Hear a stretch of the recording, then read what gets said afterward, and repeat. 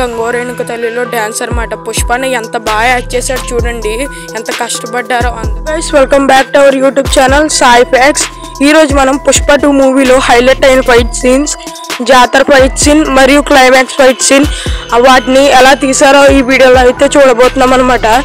అంతకంటే ముందు ఈ వీడియోకి లైక్ చేసి ఛానల్కి సబ్స్క్రైబ్ చేసుకోండి. పక్కన ఉన్న బెల్ ఐకాన్ని ఆల్లో అయితే సెట్ చేసి పెట్టుకోండి.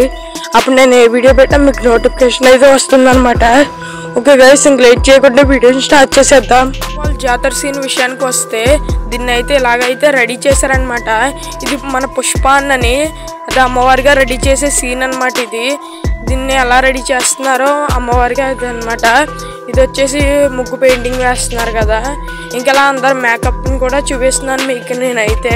ఇప్పుడు నేను మీకు చూపించిపోయే సీన్ వచ్చేసి గంగోరేణుక తల్లి డ్యాన్స్ అనమాట. అంగో మన పుష్పాన కనపడుతున్నాడు కదా, దాన్ని ఎలా అయితే షూట్ చేశారనమాట. చూడండి ఎంత బాగా అయితే షూట్ చేశారో. ఇదైతే ఫైట్ సీన్ అనమాట. చూడండి, ఇది వచ్చేసరికి మనకి టీజర్లో చూపించారు కదా, ఎలా ఉంటుందన్నమాట. చూడండి ఎంత బాగా రెడీ చేశారు మూవీని.